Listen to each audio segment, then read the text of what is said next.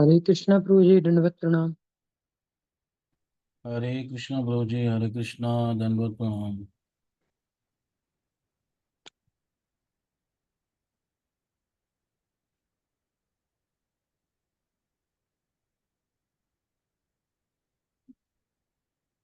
करें शुरू। यस प्रभु जी। सॉरी। हरे कृष्णा, दंडवत प्रणाम सभी भक्तों को।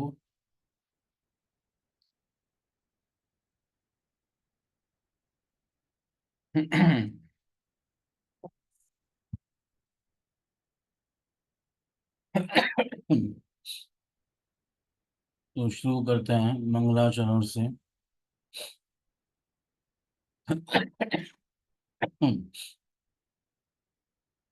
ओम नमो भगवते वासुदेवाय।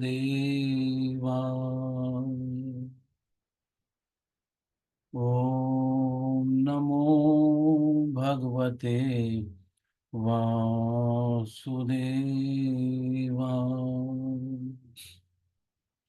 ओम नमो भगवते वासुदेवाय।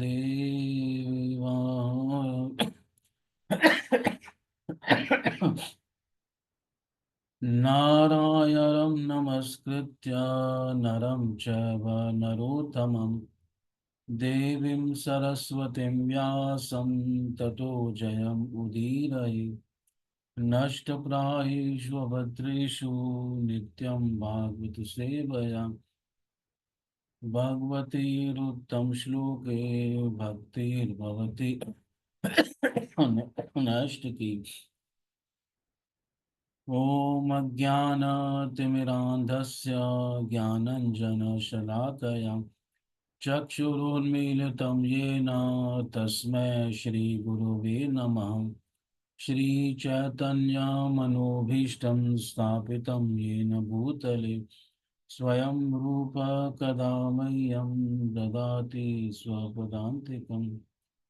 हे कृष्णा करुणा सिंधु दीनबंधु जगतपति गोपेश गोपिका कांत राधा कांत नमस्तुते। तप्त कांचन गौरांगी राधे वृंदावनेश्वरी वृषभानुसुते देवी प्रणमामि हरिप्रिये।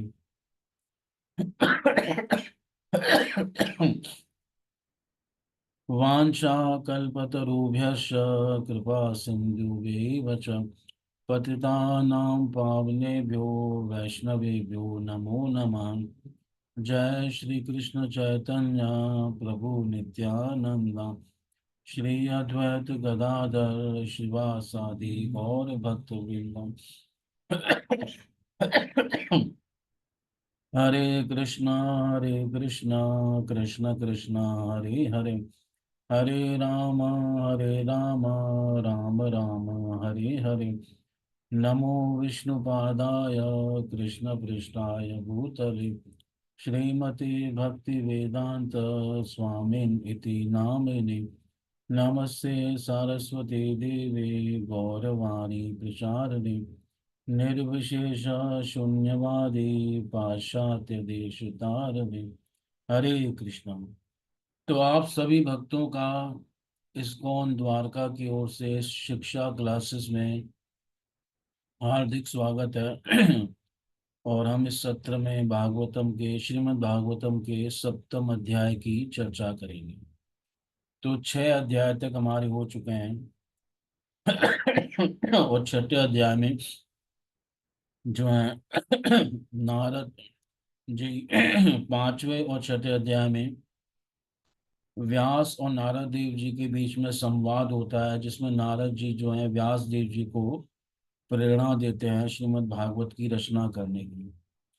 और पूरी भूमिका वो बता के चले जाते हैं। और उसके बाद जो है व्यास देव क्या करते हैं, अब इसका वर्णन इस 7वें अध्याय में हुआ है।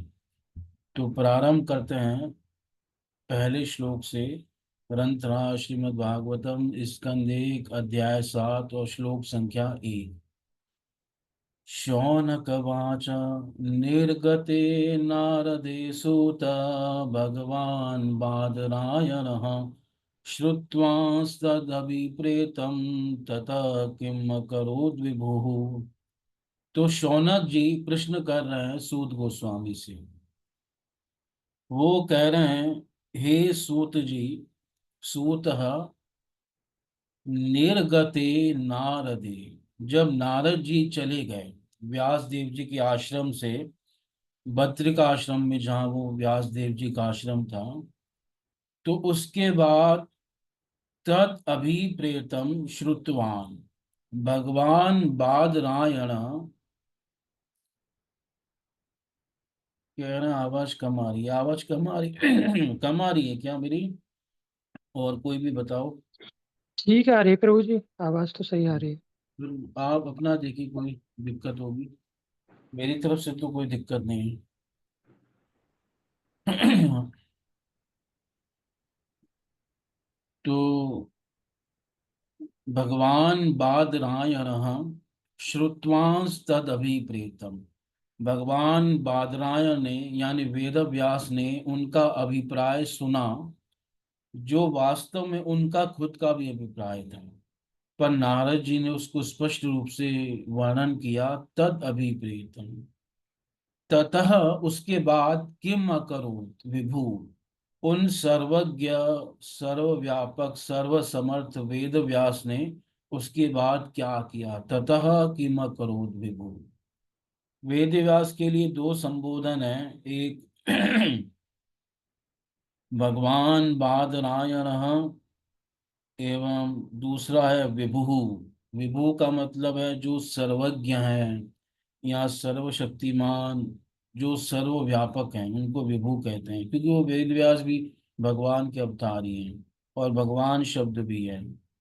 और बादरायण ये भी उनके लिए है, इसकी चर्चा हम कर चुके हैं कि जो बद्री के वृक्षों के नीचे बैठ के तपस्या करते हैं, बद्री का वन है बद्रिकाश्रम में, इसलिए बादर, बद्री का जो समूह होता है उसको बादर कहते हैं बहुवचन में।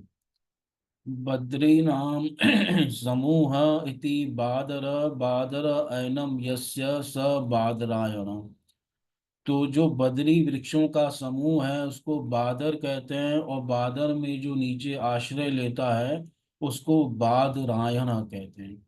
तो भगवान वेद व्यास, भगवान बादरायण ने नारद जी के अभिप्राय को सुना, और जब नारद जी चले गए तो उसके बाद उन्होंने क्या किया, किम अकरूत, ततः किम अकरूत। ये सूत जी से प्रश्न करना है शौनक जी। तो अब सूत जी उत्तर दे रहे हैं कि नारद जी ने क्या किया। सूतवाच ब्रह्म नद्यां सरस्वत्याम् आश्रम पश्चिमे तटे शम्या प्रास इति प्रोक्त ऋषिराम सत्रवर्धनः। तो सूत जी कह रहे हैं ब्रह्म नद्याम सरस्वत्याम, जो ब्रह्म नदी है सरस्वती जी, उसके पश्चिमी तट पे वेद व्यास का आश्रम था। आश्रम पश्चिमी तटे, और उस आश्रम को, उस स्थान को बोलते थे शम्या प्रास इति प्रोक्त। और ऋषि राम सत्र वर्धना, जहाँ प्राय ऋषियों के सत्रों की, उनके सत्र चला करते थे, कथा वगैरह चलती थी, यज्ञ आदि चलते थे, प्राय कोई न कोई सत्र चलता रहता था, इसलिए कह रहे हैं ऋषि राम मुनि नाम सत्राराम, उनके सत्रों की वह वृद्धि होती थी, सत्र वर्धना। तो ब्रह्म नदी सरस्वती के पश्चिमी किनारे पे वेदव्यास का आश्रम था, पश्चिमी तटे, पश्चिमी तटे, पश्चिमी तटे। तो ये इस आश्रम की खोज की थी आज से कई सौ साल पहले वल्लभाचार्य जी ने। ये गुफा आज भी है। अगर आप बद्रिकाश्रम में जाओ तो वहाँ बद्रिका आश्रम से आगे जो है एक गांव पड़ता है माना गांव, तो वहीं पे जो है सरस्वती नदी के तट पे वेद व्यास की वो गुफा है जहाँ वेद व्यास ने बैठ के सारे ग्रंथों की रचना की। तो ये आज भी है। है ना, कई भक्तों ने दर्शन भी किए होंगे वहां पे जहाँ पे वेद व्यास ने श्रीमद् भागवत की रचना की। तो उसी का वर्णन यहाँ कह रहे हैं कि आगे, तस्मिन् स्वाश्रमे व्यासो बद्री षण्ड मंडिते उपस्पृश्य प्रणिदद्यो मनः स्वयं। तस्मिन् स्वाश्रमे व्यासो, वहाँ बहुत सारे आश्रम थे, पर व्यास देव जी अपने आश्रम में थे। स्व आश्रमे व्यासो, जो कि बद्री षण्ड मंडिते, उनके चारों ओर सुंदर बेर का वन था। और वो उस आश्रम में बैठ के उन्होंने क्या किया, अपह उपस्पृश्य, आचमन किया। सबसे पहले आसीन, आसीन थे, विराजमान थे। और अपह यानी जल को स्पर्श किया, उपस्पृश्य, इसको आचमन कहते हैं, जिससे आचमन से यानी अपने मुख का प्रक्षालन किया जाता है ना, मुख में जल का स्पर्श किया जाता है, इसको प्रक्षालन बोलते हैं। तो इस प्रकार से आचमन किया, अपने आप को शुद्ध किया, फिर प्रणिदद्यो मनः स्वयं, और अपने वो ध्यान में बैठ गए। उन्होंने अपने मन को एकाग्र किया, मन को समाहित किया और ध्यान करने लगे। क्योंकि वेद व्यास को नारद जी बोल के गए थे कि तुम भागवत की रचना करना कैसे, समाधिनानुस्मर तद विचेष्टितम, समाधि में भगवान की चेष्टाओं, भगवान की लीलाओं का वर्णन करना। और समाधि में जाने से पहले मन को एकाग्र करना होगा, मन को स्थिर करना होगा, मन को शुद्ध करना होगा। तो इसलिए वेद व्यास जो है प्रणिदद्यो मनः स्वयं, है ना, अपने आप को पवित्र किया। सुबह मॉर्निंग के समय वो अपने नित्य कर्मों से निवृत्त हुए, उसके बाद बैठे अपने आसन पे, आचमन आदि करके अपने आप को शुद्ध किया, फिर भगवान के ध्यान में लग गए, अपने मन को जो है शुद्ध किया, स्थिर किया। आगे भक्ति योगे न मनसि सम्यक प्रणीहिते मले अपश्चात पुरुषं पूर्णं मायां च तदपाश्रयाम्। तो वेद व्यास ने अपने मन को भक्ति योग के द्वारा क्या किया, शुद्ध किया और स्थिर किया। इसलिए यहाँ कह रहे हैं भक्ति योगे ना, भक्ति योग के द्वारा, यानी भगवान का ध्यान करने लगे। और भक्ति योग से मनसी, उनका जो मन था, सम्यक प्रणिहिते मले, मतलब उनका मन जो कि पूरा शुद्ध हो चुका था, अमल हो चुका था। अमल का मतलब है शुद्ध। और प्रणिहिते, हिते का मतलब है एकाग्र हो चुका था, यानी उसका भटकना बंद हो गया था। जैसे जैसे मन का भटकना बंद हो जाएगा, मन शुद्ध होता जाएगा। इसलिए पहले प्रणिहित होगा, बाद में अमल होगा। जब तक मन भटकता रहता है तब तक मन शुद्ध नहीं हो सकता। तो उन्होंने भक्ति योग के द्वारा पूर्ण रूप से, इसलिए सम्यक कह रहे हैं, पूर्ण रूप से मन को एकाग्र किया और शुद्ध किया। और फिर उस शुद्ध मन में क्या दर्शन किया उन्होंने, मनसी यानी मन में दर्शन किया, किसका, अपश्यत पुरुषम पूर्णम, पूर्ण पुरुष भगवान श्री कृष्ण का दर्शन किया। और केवल कृष्ण का दर्शन नहीं किया, मायाम, माया का भी दर्शन किया। और च, और उस जीव का भी दर्शन किया, जिस जीव को माया ने जो है अपने अधीन कर लिया है। इसलिए च शब्द से जीव को ले सकते हैं। और अपश्यत यानी देखा, ये भूतकाल का शब्द है, तो ये कालवाचक जो है क्रियापद है। तो इससे काल का भी दर्शन किया, ये चारों तत्व देखे, यानी माया को देखा, पूर्ण पुरुष भगवान को देखा, काल को देखा, जिससे प्रकृति में शोक पैदा होता है, और जीव को देखा जो माया के वशीभूत है। मायाम च तत् अपाश्रयाम, भगवान के आश्रय में रहने वाली माया को देखा, जो भगवान के आश्रय में है। तो इस प्रकार से उन्होंने पहले भगवान का दर्शन किया, भगवान का ध्यान किया, उसके बाद वो भागवतम की रचना करेंगे। यानी कि जब भी कोई भागवत की व्याख्या करने बैठे, जहां भी कहीं भागवत की कथा हो, कोई भी भागवत का सिद्धांत का प्रतिपादन करना हो, तो ये जो भागवत के श्लोक हैं, ये जो 1 से लेकर 10 तक, इन श्लोकों के आधार पर ही भागवत का हर सिद्धांत की रचना होनी चाहिए और हर सिद्धांत की व्याख्या होनी चाहिए। और पूरी भागवतम की व्याख्या भी इन्हीं सिद्धांतों के आधार पर होनी। ये भागवत की मेन भूमिका है। अगर कोई चीज, कोई सिद्धांत भागवत के हिसाब से बता रहा है और वो इन 10 श्लोकों से कट गया, तो वो फिर भागवतम का सिद्धांत नहीं हो सकता। इसलिए पूरी भागवतम की व्याख्या हर एक भागवतकार को, हर आचार्य को, हर कथावाचक को इन श्लोकों के आधार पर करनी चाहिए, जो यहाँ भूमिका में श्लोक बताए गए हैं भागवत की रचना से पहले। तो उन्होंने भक्ति योग के द्वारा मन शुद्ध किया। यानी इससे एक सिद्धांत समझ लेना कि पूर्ण मन की एकाग्रता, मन की शुद्धता, ये भक्ति योग के द्वारा होगी।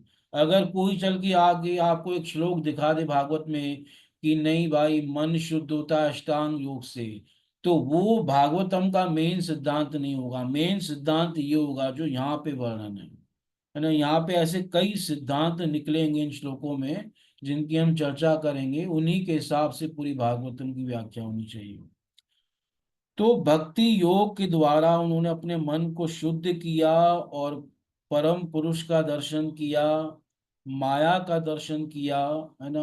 हालांकि काल का वर्णन नहीं है, पर अपश्यत शब्द से हमने काल भी ले लिया, क्योंकि ये काल पदवाचक, क्रिया पदवाचक है, भूतकाल का वाचक है। और च शब्द से हमने जीव भी ले लिया। तो इस प्रकार भगवान के तत्व का वर्णन है, करना है, तो भगवान का तत्व, भगवान की शक्तियों के साथ बताना होगा। इसलिए वो भगवान को और भगवान की शक्तियों का दर्शन कर रहे हैं वेद व्यास, इसलिए पूर्ण दर्शन कर रहे हैं, क्योंकि पूर्ण परम तत्व का वर्णन कर रहा है। तो परम तत्व का वर्णन शक्तियों के साथ होगा। आगे क्या देखते हैं। यया सम्मोहितो जीव आत्मानं त्रिगुणात्मकं परोपि मनुतेनर्थम तत्कृतं चाभिपद्यते। यया, उस माया के द्वारा, जिस माया को वेदव्यास ने देखा, और जो माया स्वतंत्र नहीं है, माया किसके आश्रय में है, मायाम च तद अपाश्रयाम, भगवान के आश्रय में है।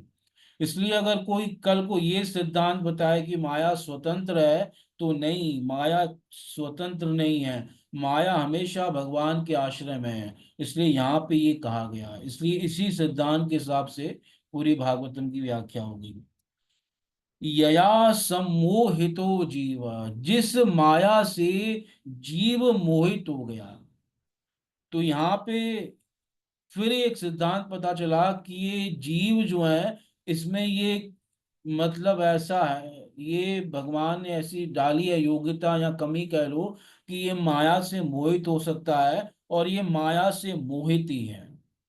भगवान कभी माया से मोहित नहीं होते। इसलिए यहाँ पे स्पष्ट कहा गया है, यया मायया या जीव सम्मोहित, जिस माया के द्वारा जीव सम्मोहित है। यया यानी स्त्रीलिंग में है ये, माया के द्वारा जीव क्या है, सम्मोहित है, पूर्ण रूप से मोहित हो चुका है। और मोहित होकर क्या कर रहा है, आत्मानम त्रिगुणात्मकम मनुते, अपने आप को, जो कि शरीर आदि से परे है, इन सब चीज से परे है, जीव है, पर वो भी त्रिगुणात्मक शरीर आदि मानता है। त्रिगुण से, प्रकृति से परे है, पर अपने आप को त्रिगुणमय मानता है ना। मनुते मानता है, क्योंकि माया ने ऐसा मोहित कर लिया है कि जीव अपनी वास्तविक पहचान भूल गया है, और वो अपने आप को शरीर मान रहा है, और शरीर के संबंधित वस्तुओं को अपना मान रहा है। और इस गलत पहचान के कारण उसे कई प्रकार के अनर्थ प्राप्त हो रहे हैं। इसलिए कह रहे हैं, इस माया से मोहित होकर यह जीव तीनों गुणों से अतीत होकर भी अपने आप को त्रिगुणात्मक मानता है, मान लेता है। और इस मारा के माया मानने के कारण मनुते, ये ऐसा मानता है, वास्तव में जीव ऐसा नहीं है। जीव त्रिगुणमय नहीं है, तीनों गुणों से ऊपर है। पर अब ऐसा उसने मान लिया है, क्योंकि माया ने ऐसा मोहित कर लिया है। जैसे किसी के ऊपर कोई भूत प्रेत लग जाए, कोई हवा लग जाए ऊपरी, तो वो जो उसको मनवाती है वो अपने आप को वैसा मानता है। तो ऐसे ही यहाँ पे जो है जीव अपने आप को ऐसा मान रहा है ना, त्रिगुणात्मकम मनुते। और इससे परोपी, उससे श्रेष्ठ होने के बावजूद भी, उससे पर होने के बावजूद भी उस माया के अधीन हो चुका है और अपने आप को माया के अंडर मानता है। पर होकर भी ऐसी मान्यता उसके अंदर आ गई है।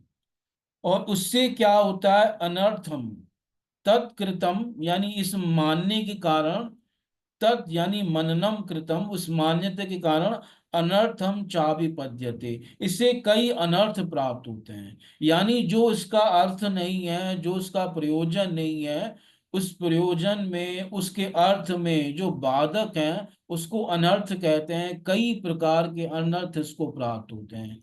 इसको काम प्राप्त होता है, क्रोध प्राप्त होता है, लोभ प्राप्त होता है, मोह द्वेष आदि इन सब के वशीभूत हो जाता है। ये तरह तरह के अनर्थ हैं, जीव को लग जाते हैं। और इसकी शुरुआत कहाँ से होती है, क्योंकि जीव अपनी पहचान गलत कर लेता है ना, परोपी श्रेष्ठ होकर भी अपने आप को त्रिगुण में मान लेता है। और ऐसी पहचान क्यों करता है, क्योंकि यया सम्मोहितो जीव, क्योंकि जीव इस माया से मोहित है।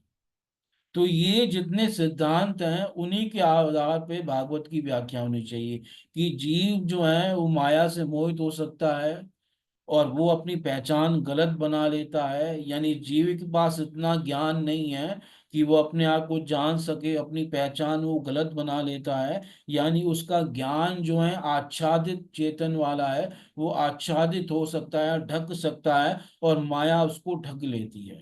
इसलिए भगवान के समान इसका ज्ञान नहीं है, ये समझ लेना। और साथ में जो है इसको तरह तरह के अनर्थ भी प्राप्त होते हैं। उन अनर्थों के कारण जीव को तरह तरह के कष्ट प्राप्त होते हैं, विभिन्न प्रकार की योनियों में जाना पड़ता है, नरक आदि दुख भोगने पड़ते हैं, ये सब जीव को प्राप्त होते हैं। अनर्थम चाभिपद्यते, अनर्थ कहते हैं जो अर्थ नहीं है। जीव का अर्थ है वास्तव में भगवान, वो परमार्थ है।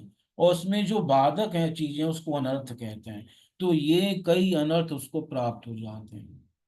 तो इससे कैसे निकलेगा, अनर्थों को शमन नहीं होगा क्या, अनर्थ खत्म नहीं होंगे जीव के?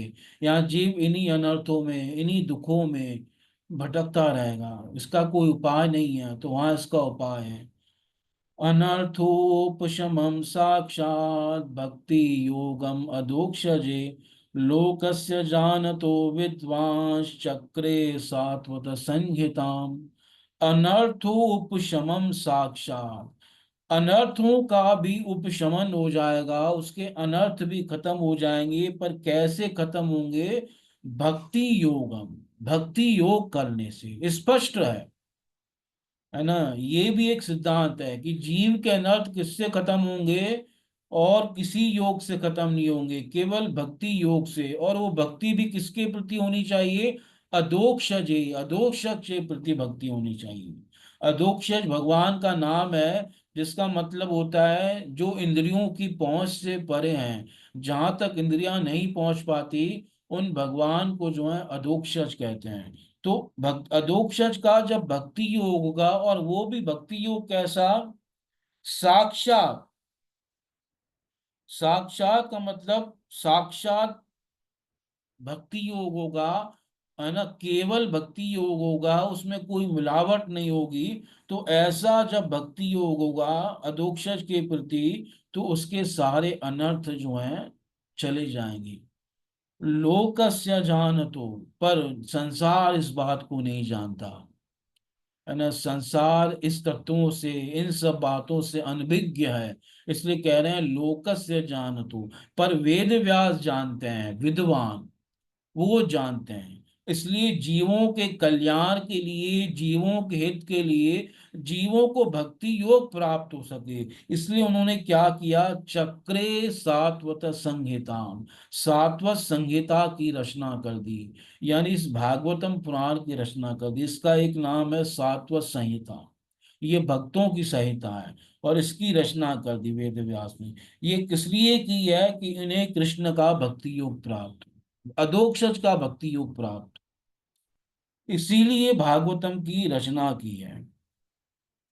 यानी इससे एक सिद्धांत और पता चला कि जीव और ईश्वर के स्वरूप में भेद है। जीव वो है जो माया से मोहित हो रहा है, और ईश्वर वो है जो माया से मोहित नहीं हो रहा। इसलिए यहाँ पे ऐसा कोई श्लोक नहीं है जहाँ ईश्वर के मोहित होने की बात है। इसलिए आगे जहां भी व्याख्या होगी पूरी भागवत की, तो यही सिद्धांत स्थापित होगा कि ईश्वर कभी माया से मोहित नहीं होता। अगर ऐसा कहीं दिखाई दे, तो भी वो जो है बात की वो समझना कि व्याख्या इसी हिसाब से होगी कि ईश्वर कभी भी मोहित नहीं हो सकता माया से। और दूसरा, यानी ये स्वरूपगत भेद है जीव और ईश्वर में, कि स्वरूप में ये भेद है कि एक में योग्यता है कि वो माया से कभी नहीं मोहित होता, और एक में योग्यता है कि वो माया से मोहित हो जाता है। एक माया के अधीन हो जाता है, एक माया को अपने अधीन रखता है। ये स्वरूपगत भेद है। अब सामर्थ्यगत भेद भी समझो, कि सामर्थ्य क्या है। कि एक की सामर्थ्य है कि वो माया से मोहित हो रहा है, और एक की सामर्थ्य यह है कि अगर वो उसकी भक्ति करेगा तो उसकी माया भी खत्म हो जाएगी। तो स्वरूपगत भेद और सामर्थ्यगत भेद, ये दो भेद यहाँ पे पता चल रहे हैं कि भगवान का ऐसा सामर्थ्य है कि उनकी भक्ति योग करने से जीव के अनर्थ, यानी जीव की माया का प्रभाव दूर हो जाएगा। इसलिए कह रहे हैं अनर्थोपशमम साक्षात भक्ति योगम अधोक्षजे लोकस्य जानतो विद्वान चक्रे सात्वत संहिता। तो सात्वत संहिता की रचना कर दी, क्योंकि अनर्थ जो है जीव के खत्म होंगे अधोक्षज की भक्ति से, और किसी की भक्ति से नहीं, अधोक्षज की भक्ति से। तो ये सामर्थ्य का भेद है कि एक में इतना सामर्थ्य है कि वो जो है खुद तो माया से परे है ही है। अगर कोई इसकी सेवा करेगा, कोई भक्ति करेगा, तो वो भी माया से परे हो जाएगा। और स्वरूपगत भेद भी बताया कि एक स्वतः माया से परे है, और एक जो है स्वतः माया के अंडर में है। तो ये दो भेद याद करना, सामर्थ्य का भेद और स्वरूप का भेद। जीव में ऐसी सामर्थ्य नहीं है कि जीव अपने आप माया से परे हो जाए। कोई कहे ना जीव को ज्ञान हो जाएगा तो अपने आप माया से परे हो जाएगा, नहीं। जब तक वो भक्ति योग नहीं करेगा तब तक माया से पार नहीं जाएगा। ज्ञान होने से भी जीव सिर्फ एक माया से दूर जा सकता है, और जिस माया को कहते हैं कि वो अपने आप को शरीर आदि मानना, ये अज्ञान उसके अंदर जा सकता है ज्ञान होने से। तो ये जो है जीव माया है, ये जीव माया तो खत्म हो सकती है, पर इससे आगे बैठी हुई है गुण माया। वो गुण माया नहीं खत्म होगी, वो खत्म होगी केवल कृष्ण की भक्ति से। इसलिए भगवान ने कहा गुण माया कैसे दूर होगी, तो स्पष्ट गीता में कहा देवी येषा गुणमयी मम माया दुरत्यया मामेव य प्रपद्यन्ते माया मीताम तरंती ते। कि मेरी गुण माया को पार करना बड़ा मुश्किल है। दैवी, ये दिव्य है, दैवी है। एषः, यह मेरी माया प्रकृति, मम माया दुरत्यया, देवी एषा गुणमयी, ये गुणमयी है। और मम माया दुरत्यया मामेव ये प्रपद्यन, जो मेरी ही शरण लेंगे, माया मेताम तरंती थे, वही माया से पार जाएंगे। तो जीव अपनी सामर्थ्य से पार जा सकता है, तो केवल जीव माया से, जीव जो का अंदर जो अज्ञान है कि मैं ये शरीर हूं, पर गुण माया को पार नहीं कर सकता, इसलिए उसको भक्ति तो करनी ही होगी। तो ये भेद है कि एक की भक्ति करने से दूसरा माया से मुक्त हो रहा है। तो ये स्वरूपगत मतलब इस सामर्थ्य का भेद है, और स्वरूप का भेद भी बताया। तो इस प्रकार ये दो भेद यहाँ पे वर्णन हुए हैं। और कैसे भक्ति प्राप्त होगी, तो उसके लिए वेद व्यास ने इस बात को जानते थे और भागवतम की रचना की। यानी भागवतम का मूल उद्देश्य है कि भक्तों को, जो मनुष्य हैं, उनको कृष्ण भक्ति प्राप्त हो। इसीलिए है चक्रे सात्वत संहिता। अब अगर कोई कहे कि भागवतम का ये प्रयोजन है तो फिर वो गलत व्याख्या हो जाएगी, क्योंकि यहाँ भागवतम का प्रयोजन भी बताया गया है कि वेद व्यास ने इसलिए भागवत की रचना की कि इस भागवत के अध्ययन आदि से, श्रवण आदि से मनुष्यों को भगवान की भक्ति प्राप्त हो। तो कैसे भक्ति प्राप्त होगी, क्या करना होगा, तो अब वर्णन करें। यस्यां वे श्रूयमाणायां कृष्णे परम पूरुषे भक्तिरुत्पद्यते पुंसा शोक मोह भयापहा। यस्याम वे, जिस भागवत को सुनने मात्र से, यहाँ स्त्रीलिंग में कहा गया है क्योंकि भागवत को संहिता कहा गया है। संहिता शब्द स्त्रीलिंग का है, सात्वत संहिता। तो जिस संहिता को, यस्याम वे, निश्चय ही, श्रूयमाणायाम, जब कोई सुनता है, ये सुनकर नहीं, सुनते सुनते ही, वर्तमान में ही, है ना, श्रूयमाणायाम, न तो श्रुतायाम। भाई सुन चुका है पहले उसके बाद भक्ति प्राप्त होगी, नहीं, ऐसा नहीं है। या अभी सुना है तो आगे चल के भक्ति प्राप्त होगी, ऐसा नहीं है। सुनते सुनते ही क्या होगा, कृष्णे परम पुरुषे भक्ति उत्पद्यते पुंसा। जो परम पुरुष है ना, वैसे पुरुष में जो है छोटा ऊ लगता है, पर यहाँ बड़ा ऊ लगाया है जोर देने के लिए, इसलिए कह रहे हैं कृष्णे परम पुरुषे भक्ति उत्पद्यते पुंसा। भक्ति उत्पन्न हो जाएगी मनुष्यों की, है ना। इसलिए पहले अधोक्षर शब्द का प्रयोग किया। हो सकता है अधोक्षर जिससे किसी को डाउट हो कि भाई अधोक्षर जिसको कहते हैं इसको कहते हैं, अब बिल्कुल क्लियर कर रहे हैं, नहीं नहीं, अधोक्षर का मतलब ही कृष्ण ही था। इसलिए कह रहे हैं कृष्णे परम पुरुषे, जो परम पुरुष हैं श्री कृष्ण, उनके प्रति भक्ति उत्पन्न होगी। और कैसे उत्पन्न होगी, सुनने मात्र से। यानी यहाँ भक्ति उत्पन्न होने का मतलब है प्रेम उत्पन्न होगा, प्रेम प्राप्त हो जाएगा भागवत को सुनने मात्र से। क्योंकि यहाँ साधना भक्ति मत समझना इसका अर्थ, क्योंकि साधना भक्ति तो वो कर ही रहा है जब वो सुन रहा है, क्योंकि श्रवण एक भक्ति है। तो अगर वो साधना भक्ति से साधना भक्ति उत्पन्न होती तो ये बात ही गलत होती। और साधना भक्ति उत्पन्न नहीं होती, साधना भक्ति की जाती है। उत्पन्न होने की क्रिया प्रेम भक्ति के साथ लगती है। इसलिए यहाँ उत्पन्न होने का मतलब है प्रेम, प्रेम भक्ति उत्पन्न हो जाएगी। और यानी भागवत को सुनने मात्र से कृष्ण में प्रेम की प्राप्ति हो जाएगी, ये प्रमाण है यहाँ पे। और वो भी ऐसी जगह पे जहाँ भागवत की रचना हो रही है। ये जो है अकाट्य प्रमाण है, इसको कोई नहीं काट सकता। ये ना प्राभाषिक सूत्र हैं, ये जो श्लोक नहीं है, ये प्राभाषिक सूत्र हैं, प्राभाषिक श्लोक हैं। इन श्लोकों के आधार पर, जैसे मैंने कहा ना, पूरी भागवतम की व्याख्या होनी चाहिए, आगे पीछे जहां भी व्याख्या हो, मेन में ये श्लोक रखने चाहिए कि भागवतम किसके लिए है, कृष्ण की भक्ति के लिए है। भागवत सुनने से क्या होगा, कृष्ण की प्रेम भक्ति प्राप्त हो जाएगी। यह मूल उद्देश्य है, ये मेन फल है। और कोई फल लेके नहीं चलोगे ना, तो ये फल अपने आप प्राप्त हो जाएगा। और अगर आप ये कहोगे "हे प्रभु हमें ये प्राप्त हो जाए, ये प्राप्त हो जाए", तो मतलब आपको जो है चिंतामणि प्राप्त होने वाली थी, और आपने ये थोड़े थोड़े जो है कांच के टुकड़े लेके अपने आप को संतुष्ट कर लिया, ये ऐसा हो जाएगा। भगवान प्रेम भक्ति देना चाहते हैं और आप जो है कूड़ा कचरा मांग रहे हो।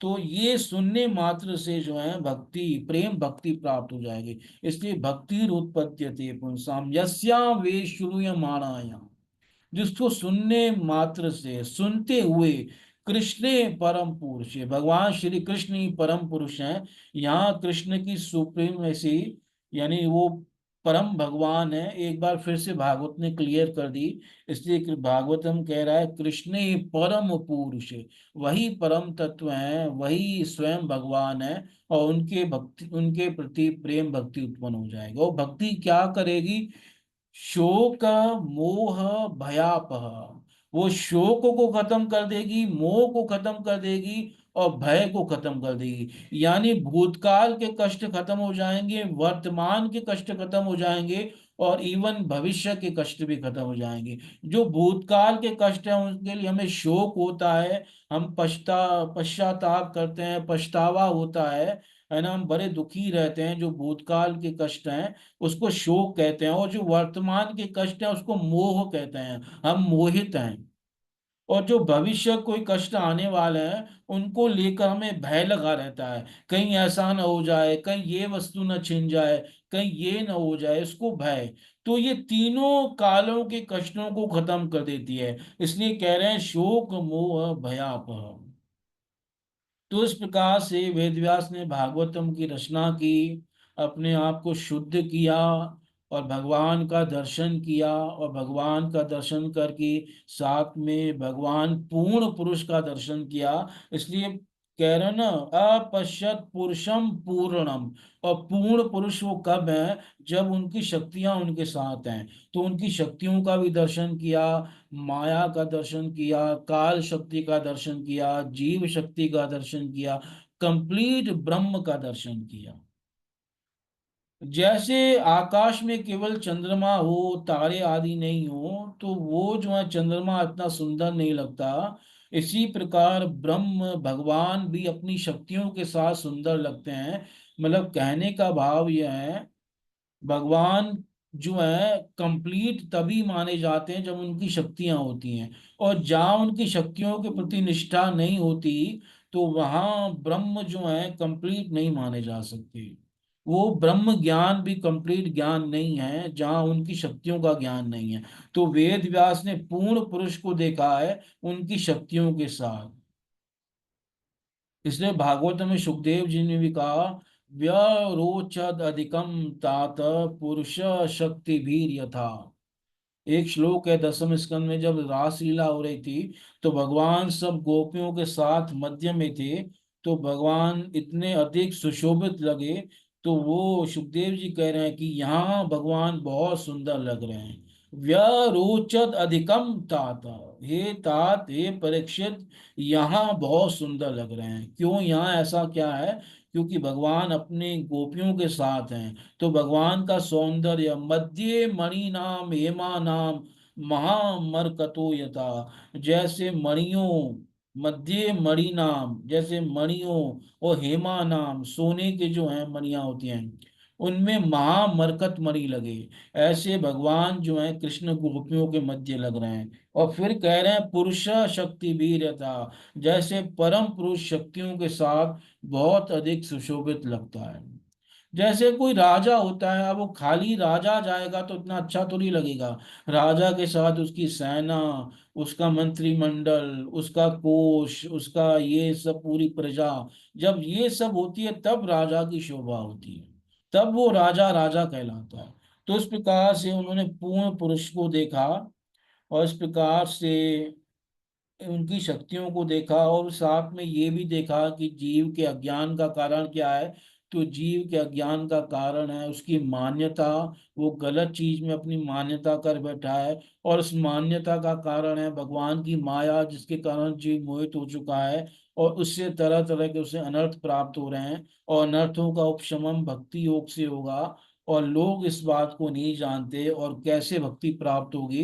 तो उसके लिए उन्होंने सात्वत संहिता की रचना कर दी, जिसको सुनने मात्र से भगवान के प्रति भक्ति उत्पन्न होगी। और भक्ति उत्पन्न होने का मतलब प्रेम उत्पन्न हो जाएगा, और वो प्रेम जो है शोक मोह और भय को क्या कर देगा, खत्म कर देगा। आगे, संहितां भागवतीं कृत्वा अनुक्रम्य चात्मजं शुकम् अध्यापयामास निवृत्ति निरतं मुनि। स संहिता भागवतीं, वो भागवती संहिता की रचना करके, भागवत की रचना करके, कृत्वा, उसके रचना करके, और अनुक्रम्य, पुनरावृत्ति करके, उसके बाद उन्होंने देखा कि इसके लिए कोई योग्य अधिकारी चाहिए। क्योंकि उन्होंने सबका विभाजन कर दिया, है ना, चारों वेद में एक एक वेद को एक एक ऋषि को दे दिया, और उस ऋषि ने आगे अपनी परंपरा में उन वेदों की शाखाओं का विस्तार किया।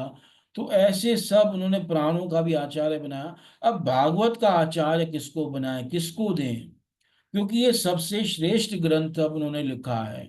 ये पुराणों से तो श्रेष्ठ है ही है, ये इवन ये वेदों से भी श्रेष्ठ है, क्योंकि जो बात वेद में छिपा कर की गई गई है वो भागवत में स्पष्ट है। तो इसका अधिकारी किसको बना है? तो इसके लिए वैसी उत्तम अधिकारी होना चाहिए। तो उन्होंने सारे ऋषियों का त्याग कर दिया, वैशंपायन, जैमिनी, रोमहर्षण आदि जितने उनके शिष्य थे बड़े बड़े, और उन्होंने अपने पुत्र को ही भागवत का अधिकारी समझा, योग्य समझा, और उन्होंने भागवत अपने पुत्र को सिखाई। इसलिए कह रहे हैं ससंहिता, वो जो भागवत संहिता थी जिसकी रचना उन्होंने समाधि में की थी, भागवतिम कृत्वा, रचना की समाधि में, और अनुक्रम्य उसकी पुनरावृत्ति की, चात्मजम शुकम अध्यापयामास, सुखदेव जी को अध्ययन कराई, सुनाई नहीं, उसको प्रॉपर सुखदेव जी को उन्होंने अध्ययन कराया। और किस सुखदेव जी को? जो निवृत्ति निरतम मुनि, जो पहले से पैदा होने के साथ ही निवृत्ति मार्ग में थे, जिनकी विषय आसक्ति नहीं थी, संसार में आसक्ति नहीं थी, मोह माया से परे थे, सब कुछ त्याग करके जो पहले ही जा चुके थे, है ना, वन में जा चुके थे। तो वो वेद व्यास तो उनके पीछे भागे, पर सुखदेव जी जो है वापस नहीं आए। तो वेद व्यास वापस निराश होकर आए, निराश होकर अपने आसन में आए।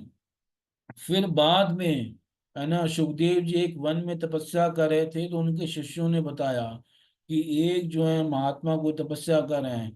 तो फिर वेद व्यास ने अपने शिष्यों को कुछ श्लोक सिखा के भेजे कि उनके सामने ये श्लोक गाना।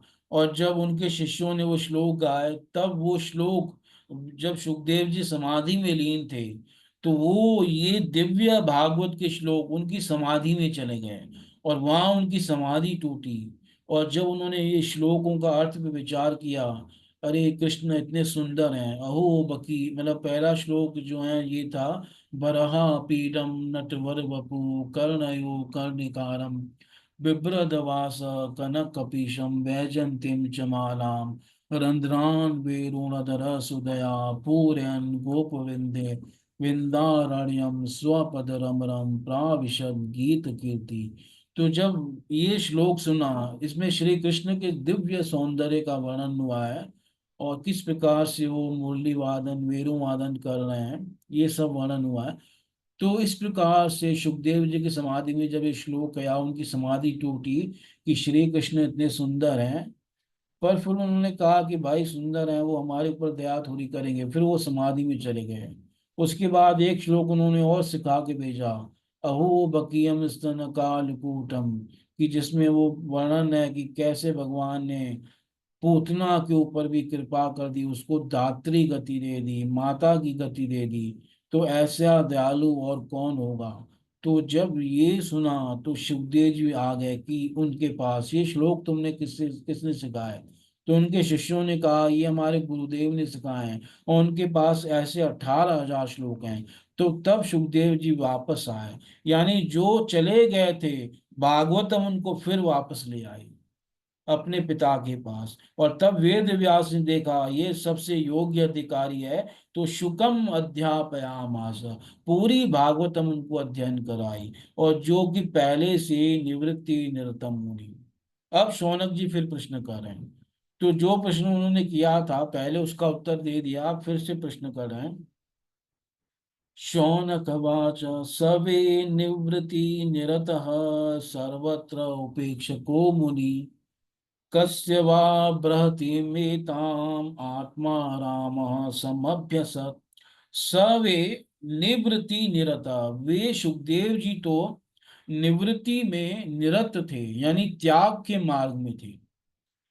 और सर्वत्र उपेक्षको मुनि, उन्होंने सबकी उपेक्षा कर दी थी, उन्हें किसी चीज की आवश्यकता नहीं थी, है ना।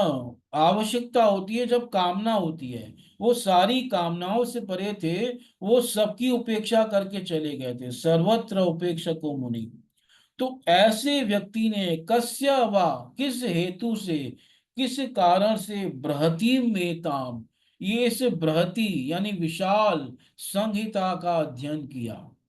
बृहति यानी फिर स्त्रीलिंग में कह रहे हैं, एताम ये भी स्त्रीलिंग में है, यानी संहिता है, इसलिए कह रहे हैं।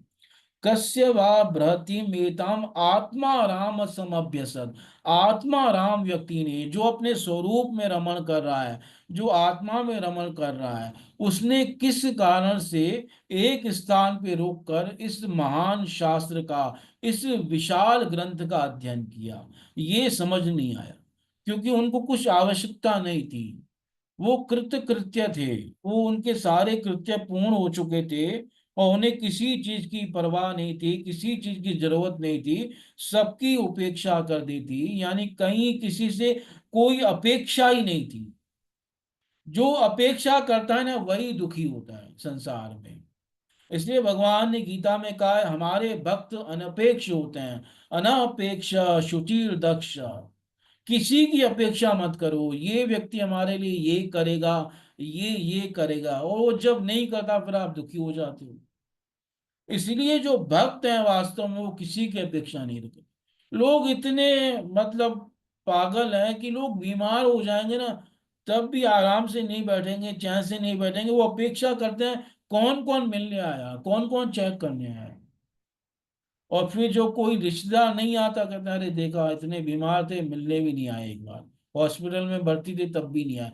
मतलब उस समय भी वो कुड़ रहे हैं ये बात को, ये उनको अपेक्षा हो रही है कि वो नहीं आया, उसने ये नहीं किया, है ना। हमेशा जीव को अपेक्षाएं लगी हुई हैं। माता पिता को अपने बच्चों से अपेक्षाएं हैं कि ये आगे चल के हमारे लिए ये करेंगे, हमारे को ये सुख देंगे, है ना, हमारे को पैसा कमा के देंगे। और बच्चे माता पिता से अपेक्षा करते हैं कि हमारे लिए ये करके जाएंगे, वो करके जाएंगे। हर जगह ये अपेक्षा है, ये नाटक सब जगह चल रहा है। और इसलिए सब दुखी रहते हैं, क्योंकि अधिकतर अपेक्षाएं पूरी नहीं होती जिससे होती हैं। तो जो भक्त होता है वो अनपेक्ष होता है। ऐसे सुखदेव जी थे, सर्वत्र उपेक्ष को मुनि, किसी से कोई अपेक्षा नहीं। जिस वेद व्यास के पुत्र हैं, उन वेद व्यास से भी कोई अपेक्षा नहीं की, उनकी तरफ देखा भी नहीं, जैसे ही पैदा हुए चले गए। तो इसको कहते हैं त्याग, इसको कहते हैं विरक्ति। किसी से कोई अटैचमेंट, कोई अपेक्षा नहीं रखो, है ना। तो अपेक्षा नहीं रखनी चाहिए ज्यादा कि ये, है ना, हमारे लिए ये करेगा, ये हमारे लिए करेगा। अरे नहीं, जो भगवान ने लिखा है भाग्य में वो प्राप्त हो जाएगा। क्या फालतू की अपेक्षाएं लगाना इन संसारी लोगों से, तो ऐसा नहीं होना चाहिए। तो उन्होंने किस लिए इस विशाल ग्रंथ का अध्ययन किया, आत्मा राम व्यक्ति ने, जो अपने स्वरूप में रमण कर रहे हैं। तब उसका उत्तर देना है सूत जी, किस लिए अध्ययन किया। तो सूत वाच, आत्मा रामाश्च मुनयो निर्ग्रंथापि उरुक्रमे कुर्वन्त्य हेतु किं भक्तिम इत्थं भूत गुणो हरि। हे शौनक आदि ऋषियों, आत्मा रामाश्च, जो बड़े बड़े आत्मा राम गण हैं, बहुवचन में है आत्मा रामा, यानी बहुत बड़े बड़े जो आत्मा राम हैं, लोग हैं, भक्त हैं। और मुनय, जो बड़े बड़े मुनि हैं। और निर्ग्रंथा, जिनकी सारी ग्रंथियां कट चुकी हैं। ऐसे लोग भी, जो बड़े अपने स्वरूप में रमण करने वाले हैं, मुनि हैं, सबका त्याग करके चले गए हैं, कोई ग्रंथि नहीं है, कोई बंधन नहीं है, निर्ग्रंथा। ये ऐसे लोग भी अपि उरुक्रमे, श्री कृष्ण की, कुर्वंती, करते हैं। क्या करते हैं, अहेतुकिम भक्तिम, बिना किसी हेतु के, बिना किसी कारण के, बिना किसी प्रयोजन के भक्ति करने लग जाते हैं। भाई जब उन्हें कुछ चाहिए ही नहीं, आत्मा राम है, स्वरूप में रमण करते हैं, सबकी उपेक्षा की हुई है, किसी से कोई अपेक्षा नहीं है, तो वो भक्ति क्यों करते हैं। कह रहे हैं नहीं नहीं, वो करते हैं, और कैसी भक्ति करते हैं, अहेतु की भक्ति करते हैं, बिना किसी प्रयोजन के। क्यों करते हैं, तो कह रहे हैं इत्थम भूता गुणो हरि, क्योंकि श्री कृष्ण के, हरि के गुण ही ऐसे हैं कि वो सबको अपनी ओर आकर्षित कर लेते हैं। भगवान के अंदर ऐसे ऐसे दिव्य गुण हैं कि इन गुणों को जब महापुरुष सुनते हैं, आत्मा राम व्यक्ति सुनते हैं, ऋषि मुनि सुनते हैं, तो वो न चाहते हुए भी आकर्षित होकर रहते हैं। भगवान के गुण सबको खींच लेते हैं अपनी ओर, इसलिए उनका नाम कृष्ण है। कर्षति इति कृष्ण, जो सबको अपनी ओर खींचे, जो सबको आकर्षित करे, उनको कृष्ण कहते हैं। और इवन जो महापुरुष हैं उनको भी जो अपनी ओर खींच सकते हैं, जो निराकारवादी इत्यादि हैं वो भी भगवान से आकर्षित हो जाते हैं, क्योंकि निराकार में वो रस नहीं है, वो दिव्य गुण प्रकट नहीं होते जो भगवान में होते हैं। तो कई निराकारवादी भी भगवान से आकर्षित हो जाते हैं। भगवान के ऐसे दिव्य गुण हैं कि बड़े बड़े आत्मा रामों को, बड़े बड़े निर्ग्रंथों को, बड़े बड़े मुनियों को वो अपनी ओर क्या कर लेते हैं, खींच लेते हैं। विज्ञ जने है यदि कृष्ण गुणगान, सर्व त्यजी कृष्ण भजे ताते उद्धव प्रमाण।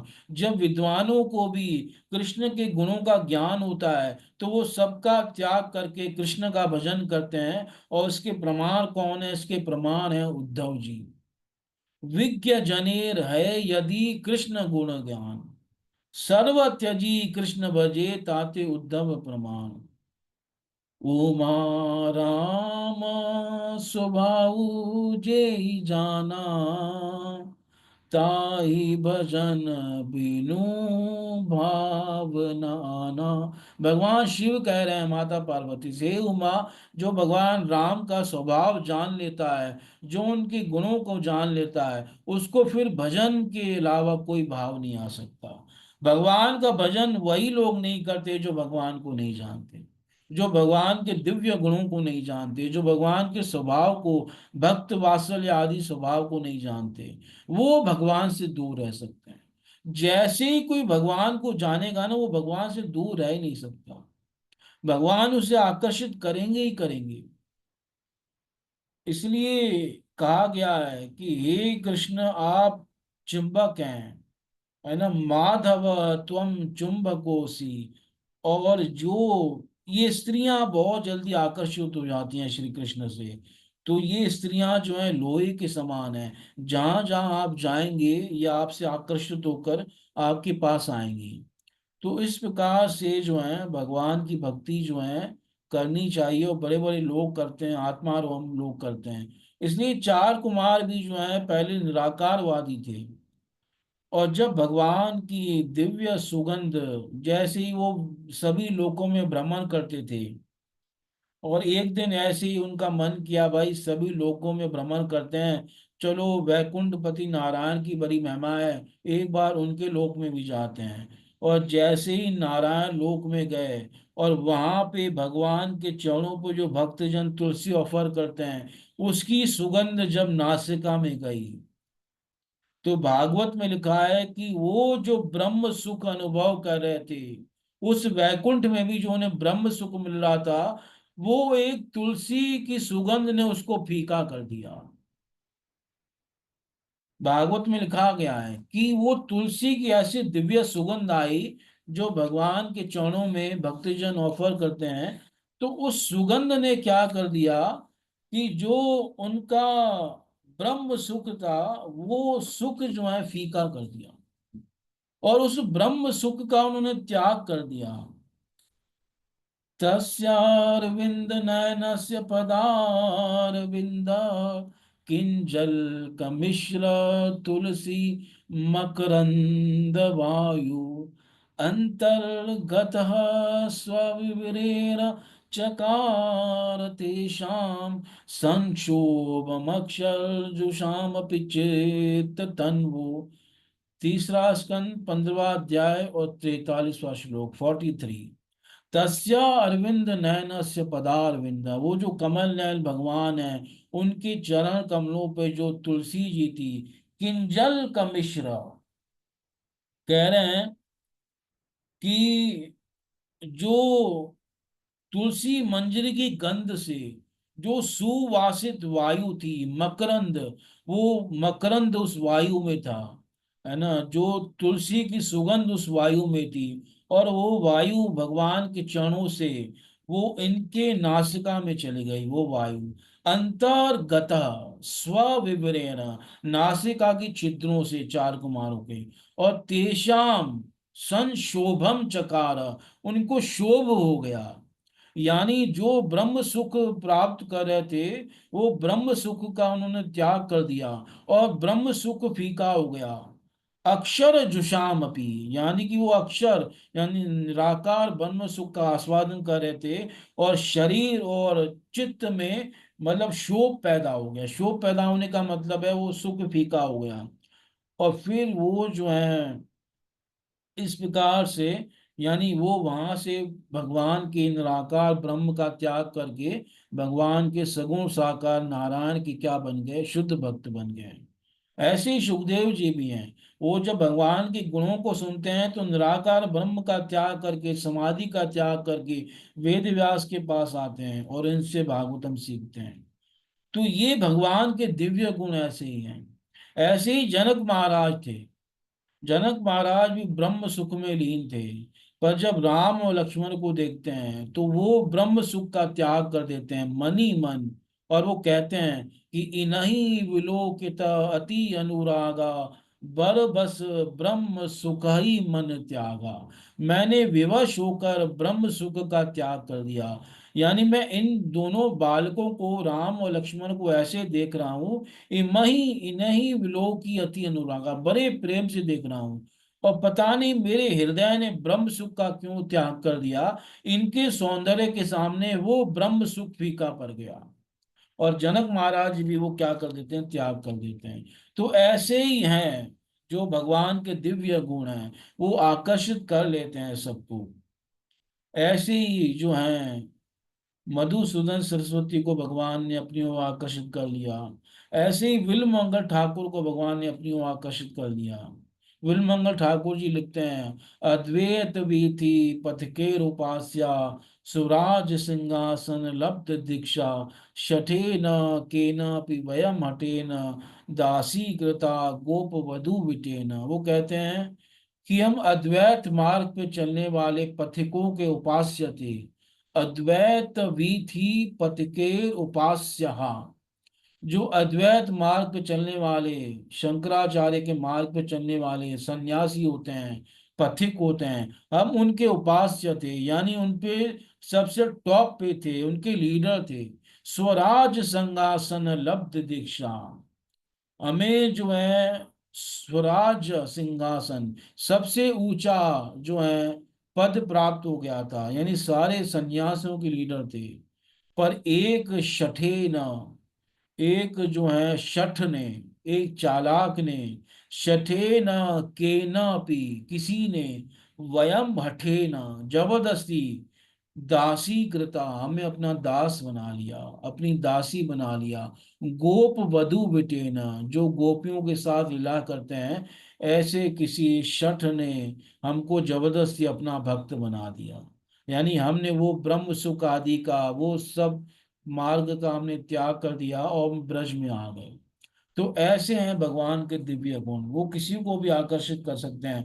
बड़े बड़े आत्मा रामों को, बड़े बड़े मुनियों को, बड़े बड़े निर्ग्रंथों को। इत्थम भूत गुणों हरि, भगवान के गुण ही ऐसे हैं और वो भक्तों को आकर्षित करते ही करते हैं। इसलिए अगर सुखदेव जी भी आकर्षित हो गए और भागवत का अध्ययन किया भगवान के गुणों को जानने के लिए, तो उसमें आश्चर्य नहीं होना चाहिए।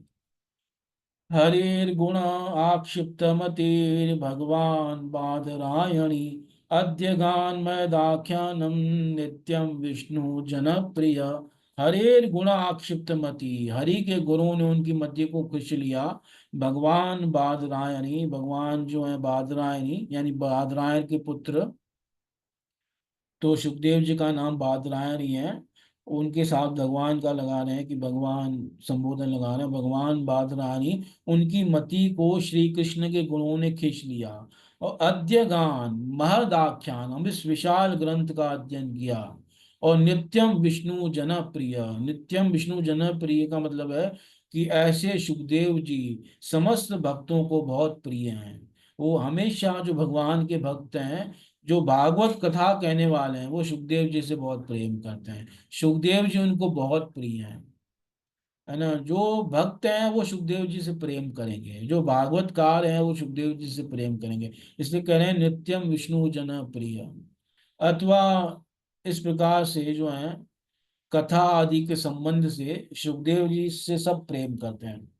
तो ये कारण है कि उन्होंने भागवतम की क्या किया, अध्ययन किया। परीक्षितोऽथ राजर्षेर्जन्म कर्म विलापनम संस्थां च पांडुपुत्राणाम वक्ष्ये कृष्ण कथोदयम्।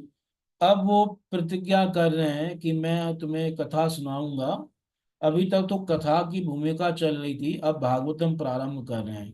तो कह रहे हैं परीक्षित अथ राज ऋषि, जो परीक्षित हैं, वो जो राज ऋषि हैं, उनके जन्म, उनके कर्म और उनका कैसे उद्धार होता है, विलापनम, और पांडु पुत्राणाम संस्थाम च, और पांडु पुत्रों का जैसे प्रयाण होता है, स्वर्गारोहण की कथा, ये सब मैं सुनाऊंगा। वक्ष्ये कृष्ण कथोदयम, और इससे भगवान कृष्ण की कथाओं का उदय होगा। कई कथाएं भगवान श्री कृष्ण की निकलेंगी। अब मैं राजऋषि परीक्षित के जन्म, कर्म और मोक्ष की तथा पांडवों के स्वर्ग आरोहण की कथा करता हूँ, क्योंकि इन्हीं से भगवान श्री कृष्ण की अनेकों कथाओं का उदय होता है। यदा मृदे कौरवसृञ्जयानां वीरेष्वथ वीरगतिं गतेषु वृकोदरा विद्यगदाभिमर्श भग्नोरुदण्डे धृतराष्ट्रपुत्रे। अब कथा को प्रारंभ करें, और कथा कहाँ प्रारंभ करें, जब कुरुक्षेत्र का युद्ध जो है लगभग समाप्त हो चुका है महाभारत का, और उस समय भीम की गदा से जो दुर्योधन है वो जख्मी हुआ, जो है उसी भूमि में पड़ा हुआ है, तो उसका वर्णन कर रहे हैं। कह रहे हैं जिस समय महाभारत युद्ध में कौरव और पांडव दोनों पक्ष के बहुत से वीर जो है वीर गति को प्राप्त हो चुके थे। यदा मृदे कौरव सृंजयानाम, कौरवों और सृंजयों के बीच में युद्ध था। वीरेशु अथ वीर गतिम गतेषु, बहुत सारे वीर वीर गति को प्राप्त हो गए थे, बहुत योद्धा मारे गए थे। कौरवों के लगभग सभी योद्धा मारे गए थे, पांडवों के भी जो हैं बहुत कम योद्धा बचे थे, इनके भी सब योद्धा मारे गए थे। वृकोदरा, जो भीम थे, और भीमसेन की गदा से, गदा के प्रयास से दुर्योधन की जांग टूट चुकी थी। वृकोदरा आविद्ध गदा विमर्श भग्न उरुदंडे, उसका उरुदंड जो है वो भी जो है भग्न हो चुका था। कह रहे हैं कि उस समय ऐसी स्थिति थी, है ना, भग्नो उरुदंडे धृतराष्ट्र पुत्रे। तो उस समय जो दुर्योधन इस प्रकार से, अभी उसकी मृत्यु नहीं हुई थी, और इस प्रकार से वो जो ऐसी असहाय अवस्था में उसकी जान टूट गई है ना, वो बहुत ज्यादा घायल है, और इस प्रकार से वो भूमि पे लेटा हुआ है। तो अपने इस स्वामी का प्रिय करने के लिए जो अश्वत्थामा है, वो क्या कार्य करता है, भर्तुः प्रियं द्रोणीति स्म पश्यन् कृष्ण सुतानां स्वपतां शिरांसि उपाहरद्विप्रियमेव तस्य जुगुप्सितं कर्म विग्रहयन्ति। भर्तुः प्रिय, अपने भर्ता यानी दुर्योधन का प्रिय करने के लिए द्रोणी यानी द्रोणाचार्य के पुत्र अश्वत्थामा ने विचार किया कि कैसे मैं अपने स्वामी को खुश करूं, यानी जब ये मरने वाले हैं तो उनको अंत समय कैसे खुश करूं। तो तीन योद्धा बचे हुए थे, कहते हैं कि एक अश्वत्थामा था, और एक कृपाचार्य थे, और एक योद्धा और थे, शायद कृतवर्मा थे, है ना, देखना पड़ेगा, अभी सही ढंग से याद नहीं आ रहा।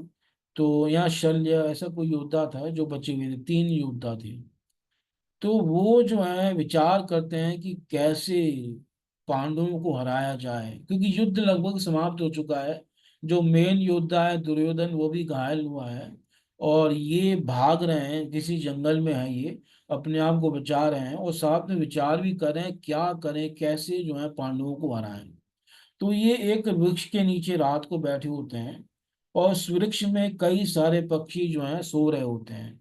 तो उसी समय देखते हैं एक उल्लू आता है, और कई सोते हुए पक्षियों को वो सोते सोते जो है खा जाता है, उनको मार देता है, उनको खा जाता है। तो इससे ये एक शिक्षा लेते हैं कि पांडवों को अगर हराना है तो रात्रि के समय जब ये सो रहे हो, ये असावधान हो, उसी समय इनके ऊपर अटैक करना चाहिए, हमला करना चाहिए। और जब तक ये संभलेंगे संभलेंगे तब तक हम इनका वध कर देंगे। तो ये रात में ही आते हैं पांडवों के शिविर में, और पांडवों को सोते सोते मारने के लिए। पर भगवान श्री कृष्ण ऐसे योजना बना देते हैं कि उस समय जो है पांडव अपने शिविर में नहीं सो रहे थे, पांडव कहीं और सो रहे थे। पर पांडवों के शिविर में द्रौपदी के 5 पुत्र सो रहे थे। तो रात के अंधेरे में उन्हीं 5 पुत्रों को उन्होंने पांडव समझ लिया और शिविर में घुस गए, और तुरंत जो है आक्रमण किया, और उन्होंने कई लोगों का वध कर दिया। उस शिविर में कई लोग मारे गए, और द्रौपदी के 5 पुत्रों का भी उन्होंने वध कर दिया। है ना। इस प्रकार से कई लोग रात के समय अटैक करते हैं, क्योंकि सोने के समय व्यक्ति असावधान होता है, तो उस समय उसको मारना आसान होता है। तो ऐसे ही उन्होंने सोते सोते, मतलब वो जो सो रहे थे, तो द्रौपदी के 5 पुत्र भी मारे गए, और भी कई योद्धा मारे गए। जो पांडवों के योद्धा बचे हुए थे वो भी उस समय मारे गए। और फिर अश्वत्थामा ने क्या किया, उन जो बालक थे द्रौपदी को, बच्चे ही थे, अभी ज्यादा बड़े नहीं थे, 16 16 17 17 साल के होंगे, इससे ज्यादा नहीं उनकी एज होगी। तो द्रौपदी के 5 पुत्रों के वो सर काट के लाया, और वो दुर्योधन को देता है, और कहता है कि दुर्योधन मेरे मित्र, अब तुम मरते मरते जो है अब चैन से मर सकते हो, तुम्हारे शत्रुओं का जो है मैं सर काट के लाया हूं। तो दुर्योधन को इस बात पे विश्वास नहीं होता कि तुमने पांडवों को मार दिया।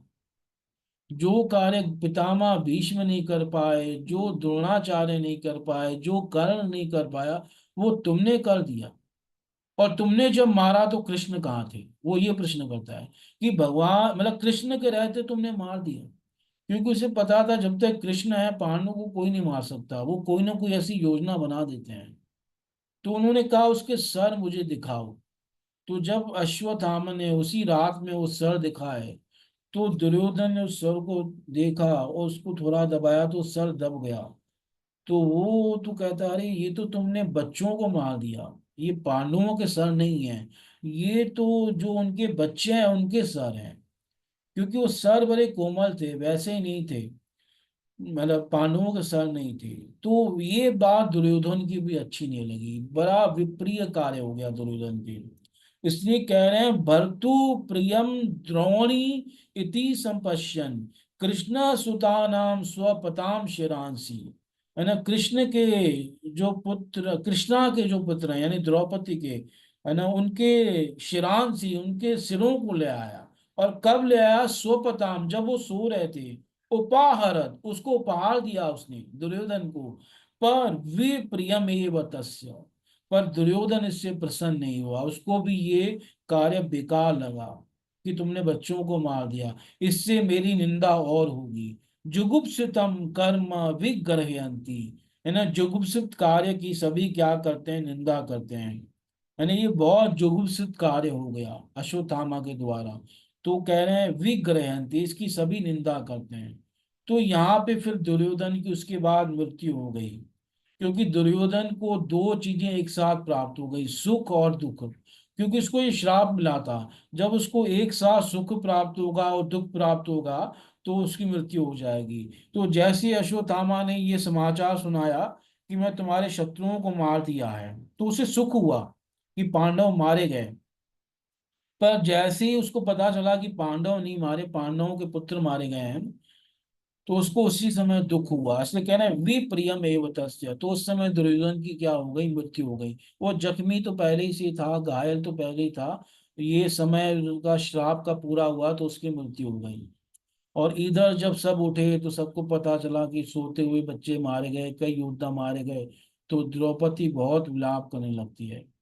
तो समय हो गया, अब यहीं पे विराम देते हैं, आगे फिर चर्चा करेंगे इसकी अगले सत्र में। तो आप सबका बहुत बहुत धन्यवाद। हरे कृष्णा। किसी का कोई प्रश्न है, कोई चर्चा तो आप कर सकते हैं, नहीं तो यहीं विराम दें।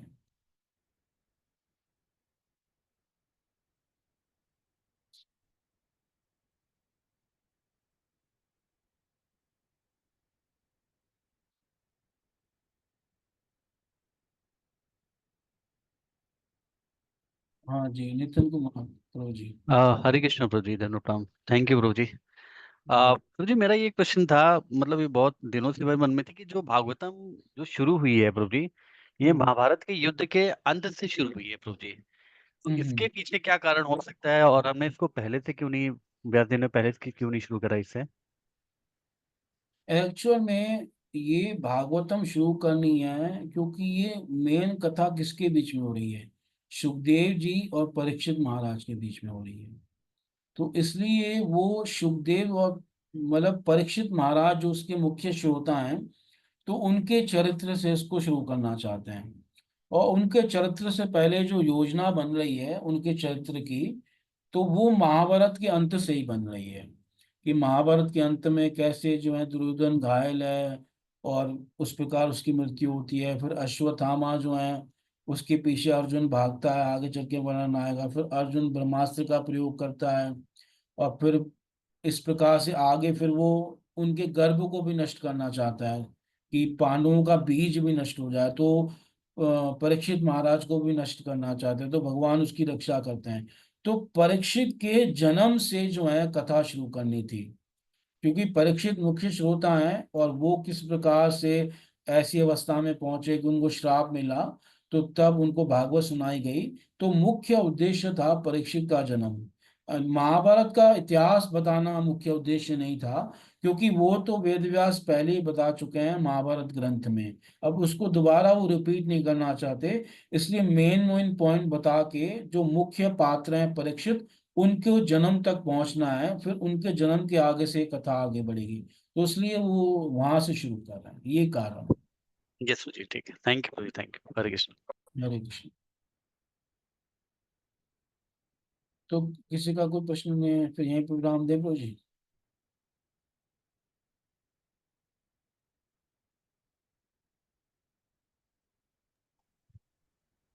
I think Prabhu ji close कर सकते हैं, क्योंकि कोई और प्रश्न नहीं है। ठीक है, क्लोज करते हैं क्योंकि यार मेरे को भी कहीं जाना है, तो यही प्रोग्राम देते हैं, ठीक है। ठीक है, थैंक यू प्रभु ji, thank you so much प्रभु जी, आपके समय के लिए बहुत बहुत धन्यवाद प्रभु जी, थैंक यू, हरे कृष्ण। हाँ, तो आप सभी को धन्यवाद, प्रणाम, हरे कृष्ण।